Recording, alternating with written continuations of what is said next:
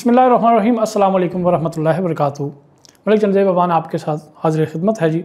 आज हमारे साथ मोहतरम जनाब एहसानुल्लाह मसूद साहब डिवीज़नल सदर हैं, ये शोबा खिदमत खल्क पाकिस्तान के। इनसे गुफ्तगू करते हैं मुख्तलिफ़ हवालों से।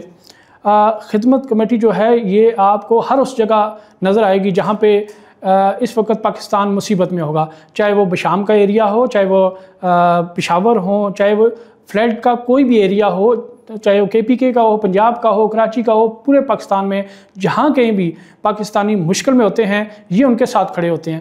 अस्सलाम वालेकुम सर। जी वालेकुम जी। सबसे पहले तो ये मैं आपसे जानना चाहूँगा कि अभी मैं हर जगह जहाँ पे भी मैंने विज़िट किया है, आपके नौजवान जो हैं वो फ़ौज के बाद दूसरे वो वाहिद नौजवान हैं जो कि इस खिदमत खल्क के जज्बे से इतने सरशार हैं कि वो मुश्किल से मुश्किल हालात में भी पहुँच जाते हैं लोगों को। तो कौन सा जज्बा ऐसा है कि जो आपको ये करने पे मजबूर करता है? देखें जी, बहुत शुक्रिया। पहली गुजारिश तो ये है कि दुनिया में सबसे बड़ी मोटिवेशन की जो हमारे पास सोर्स है वो है रसूलुल्लाह सल्लल्लाहु अलैहि वसल्लम। हमें उनसे ये विजन मिला है, आपने फरमाया कि अपनी मस्जिद में 1 महीना इतिकाफ़ करने से ज़्यादा बेहतर मैं ये समझता हूँ कि मुश्किल में फंसे किसी भाई की मदद करके आऊँ। इसी तरह हम समझते हैं कि इस्लाम वो दीन है जिसने इंसानियत की खिदमत की बुनियाद जब रखी तो इसमें मज़हब को भी शामिल नहीं किया। बस जहाँ दर्द है कहा कि वहाँ मुसलमान हमदर्द होना चाहिए। तो एक चीज़ तो ये है। दूसरी चीज़ ये है कि मुआशरों के अंदर मुस्तकिल ये मसाइल चलते रहते हैं, कोई खुशी में है, कोई गमी में है, लेकिन इसको बैलेंस करने के लिए ज़रूरी है कि हम खुशी में भी शरीक हों और गमी में भी शरीक हों। तो अल्हम्दुलिल्लाह हमारी एक बड़ी तादाद 3 माह पहले हमने स्विमिंग के कोर्सेज़ करवाए। उसमें तकरीबन पूरे पाकिस्तान से 10,000 नौजवानों ने स्विमिंग के कोर्सेज़ किए। यही वजह है कि उसके बाद जब ये सैलाब का मसला बना तो इस वक्त हमारी 45 से ज़्यादा कश्तियाँ जो लोगों को रेस्क्यू कर रही हैं, और यही वो टीमें हैं जो 3 माह पहले अल्हम्दुलिल्लाह हमने तैयार की थी और वो भरपूर तरीके से लोगों को पानियों से निकाल के खुशियों पर लेके आ रहे हैं। तो आपके साथ शामिल होने के लिए रज़ाकार खुद अप्रोच करते हैं लोग आपको खुद? दोनों चीज़ें होती हैं। एक तो हमारा काम देख के जो बंदा भी तहरीकी सोच का और मिशनरी सोच का होता है, बिलखसूस यूथ जो है वो चाहती है कि हम कुछ करें, लेकिन बाएतमाद प्लेटफार्म का होना और स्किलफुल लोगों का होना ये मुआशरे की ज़रूरत है। तो हम भी लोगों को दावत देते हैं और लोग हमारा काम देख के ख़ुद भी हमसे रब्ता करते हैं। ज़बरदस्त। सर ये बताइएगा कि लोग आपके साथ तावन करते हैं, उनको आप मुस्तकीन तक पहुंचाने का जो प्रोसेस करते हैं वो उसके बारे में ज़रा बताइएगा। देखें, ये बड़ा सीधा सा तरीक़ेकार है। एक तो जिस तरह आप देखते हैं कि हमारा इस्लामाबाद IIT मरकज़ में कैंप लगा हुआ है और यहाँ चीज़ें पड़ी हुई हैं, मुख्तलिफ़ पैकेजेस बने हुए हैं। फ़र्ज़ करें बर्तनों के सेट हैं, बिस्तर के सेट हैं, खुराक के सेट हैं, राशन है, चारपाइयाँ और मेडिसन है, बाकी जो जो ज़रूरियात ज़िंदगी है। तो यहाँ हमने सैंपल के तौर पे वो चीज़ें रखी हुई हैं।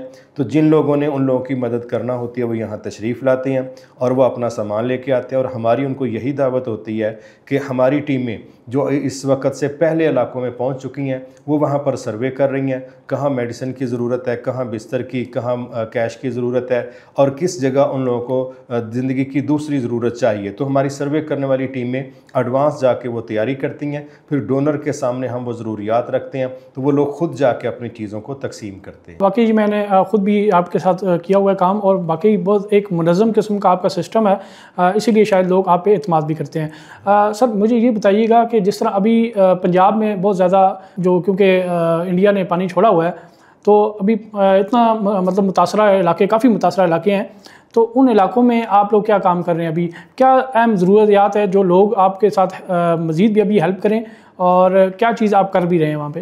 पहली चीज़ तो यह है कि चल्लास के बाद जिस तरह सवात बुनेर में मसला बना, उसके फ़ौरी बाद फिर पंजाब के एरिया में हिंदुस्तान की तरफ से जो अभी जारियत की गई, तो इसके नतीजे में हमारे कम अज़ कम पंजाब के इस वक्त 25 अज़ला जो हैं वो मुतासरा हैं, और हमने इन 25 अज़ला में ही अपने कारकुनान के साथ जब सबसे पहला काम किया वो लोगों को रेस्क्यू करने का ही किया।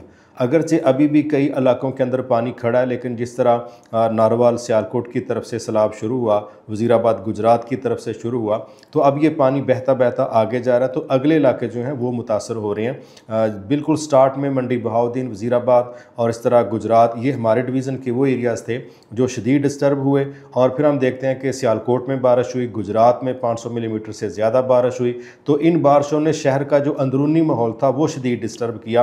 अभी भी गुजरात के अंदर पानी खड़ा है और बाकी कई इलाकों के अंदर भी पानी मौजूद है। तो हमने सबसे पहला काम रेस्क्यू क्या किया। रेस्क्यू के दौरान हम पका पकाया खाना लोगों के घरों में पहुंचा रहे थे और जहां से पानी उतरना शुरू हुआ फिर वहां हमने मेडिकल कैंपिंग की और उसके साथ राशन की तकसीम की।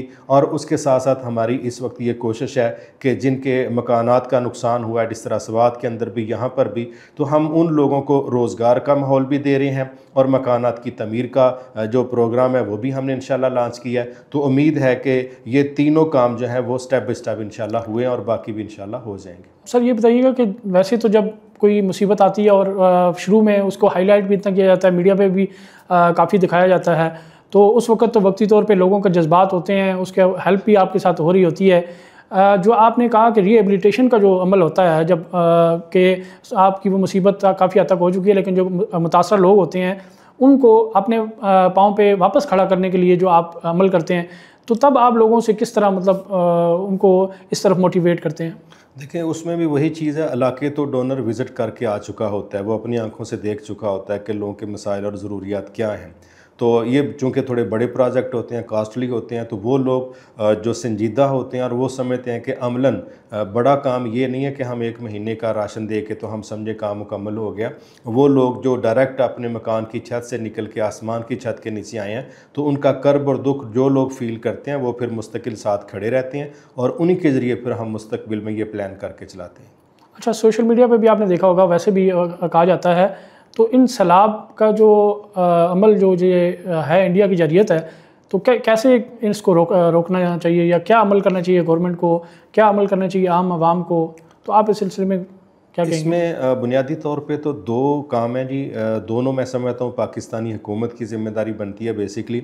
एक तो माहौलियात में जिस तरह तब्दीली आई है कि 1991 से लेकर 2025 तक बजाय इसके कि हमारा जंगलात का एरिया बढ़ता, हमारा जंगलात का एरिया बढ़ने की बजाय अल्लाह रहम फरमाए वो इस वक्त 18% कम हुआ है। यही वजह है कि इस बुनियाद पर पाकिस्तान के अंदर माहौलियात पर बड़े खौफनाक किस्म के असरात मुरतब हुए हैं। एक तो हम चाहेंगे कि पाकिस्तान सरकारी सतह पर कोशिश करे कि हमारी जो शजरकारी मुहिम है उसका जो नुकसान हुआ है बहरहाल वो बेहतर से बेहतरीन हो जाए।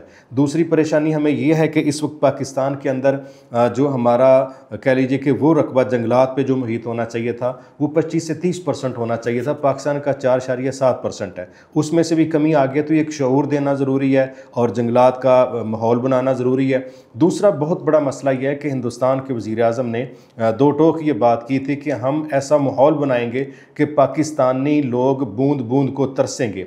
यही वजह है कि उसने हमारे दरियाओं पर 62 डैम बनाए हैं और जिस वक्त हमें ज़रूरत नहीं होती उस वक्त वो पानी छोड़ देते हैं, जिस वक्त ज़रूरत होती है तो वो गेट ला कर देते हैं। तो ये जो पानियों का कंट्रोल है जब तक कि हिंदुस्तान के पास रहेगा, मैं समझता हूँ कि हमारी तबाही इतनी ज़्यादा होगी कि हम उसको काउंट नहीं कर सकेंगे। इस वक्त भी 21 लाख जो एकड़ फसल हमारी तबाह हुई है, तकरीबन 575 अरब का हमारा ये वो नुकसान है जो सिर्फ ज़राअत के मुतल्लक है। जो घरों के अंदर पानी दाखिल हुआ, प्रॉपर्टी की उम्र कम हो गई, फर्नीचर का नुकसान हुआ, वो इसके अलावा है। और इस वक्त जो फसलें तबाह होने के बाद महंगाई का तूफ़ान आएगा। मैं समझता हूँ ये सारे असबाब जुड़े हैं पानियों पर हिंदुस्तानी कंट्रोल के साथ। जो पाकिस्तानी जर्नल ने जो अमेरिका में जाकर ये बात कही थी आसिम मुनीर साहब ने कि अगर ये मसला हल ना हुआ तो फिर हम डैमों पर मिसाइल मारेंगे। साफ सीधी बात है, अगर पानियों पर कंट्रोल लीगल तरीके से इंसान बन के बैनुल-अक़वामी बरादरी साथ शरीक हो के हिंदुस्तान का कंट्रोल पाकिस्तान की मर्ज़ी के मुताबिक नहीं होता तो हम बहुत बड़े आने वाले वक्तों में सैलाबों से दुचार होंगे। और अगर ये कंट्रोल हो जाए तो अच्छी बात, नहीं तो फिर जो जनरल साहब ने कहा है फिर उस पर अमल करना चाहिए। अगर हमारा कंट्रोल नहीं तो फिर इंडिया भी 9 महीने पानी जमा करके यकदम गेट खोल के हमें पानी में बहाने की पॉलिसी इख्तियार ना कर सके तो फिर दूसरा चैनल वही है जो आसिम मुनीर साहब ने कहा है। आप क्या कहने का मकसद है कि इस आबी जरियत का मुँह तोड़ जवाब देना ज़रूरी हो गया है, क्योंकि अभी जो करंटली जो सिचुएशन बन रही है जिस तरह की, वो एक किस्म की जंग वाली सूरत हाल ही बन गई। आप आबी जंग हो रही है किस्म की। ठीक है सर, अच्छा ये बताइएगा कि आप किन किन शोबों पे बाकी भी काम कर रहे हैं इस वक्त?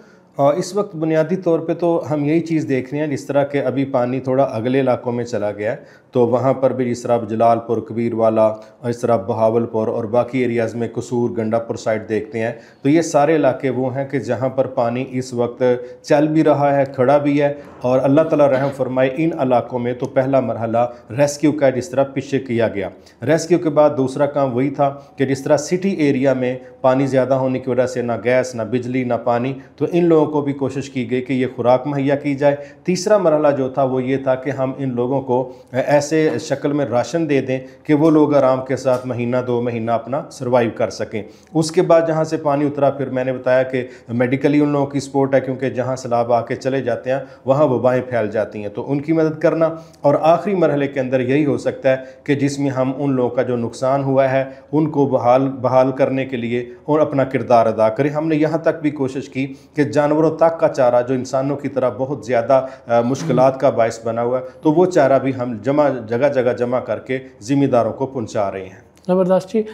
मैं इस बात पे आपका जो एक ज़रूर आपके जो रज़ाकार हैं उनको क्रेडिट देना चाहूँगा। देखिए, लोग अपने 10 दिन अपने प्यारों से दूर होते हैं तो कितनी मुश्किलात पैदा होती हैं, तो आपके जो रज़ाकार हैं वो महीना 2-2 महीना इन्हीं इलाकों में काम करते रहते हैं, तो क्या उनको कहीं घरेलू प्रॉब्लम नहीं होते? वैसे एक बाय द वे क्वेश्चन कर रहा हूँ सर। नहीं, मसाइल तो हर बंदे के होते हैं। असल में अगर आप इस तरह समझें ना कि जर्नली रेस्क्यू में एक लफ्ज़ बोला जाता है कि जब तक रेस्क्यू करने वाला खुद महफूज नहीं है तो हम रेस्क्यू का रिस्क नहीं लेंगे। हमारी ये सोच है, अगर आप रिस्क नहीं लेते तो रेस्क्यू क्या करेंगे। इस बुनियाद पे हमारा कारकुन जो है वो तो कुर्बानी पे खड़ा है, मसाइल बनते हैं। लेकिन अगर आप सारे मज़े चस्के अपने पूरे करें और ये कहें कि काम घर बैठ के हो जाए, तो इस तरह तो फेसबुक पे नहीं होता।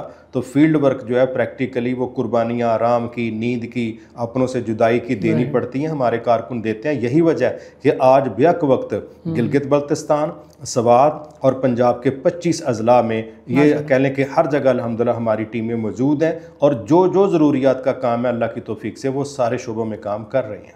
चलें, अल्लाह आपको इसका अजर दे जी। बहुत शुक्रिया जनाब आपका टाइम देने का, और हम आपके बहुत शुक्रगुजार हैं। कोशिश कीजिएगा जी, जिस तरह के आप देख भी रहे हैं, और ये लोग जो हैं वो उन्होंने अभी कहा भी है कि अपनी जानों को जोखिम में डाल के उन मुश्किल हालात में ये काम कर रहे हैं, तो आपका जो है इनसे तावन बनता है।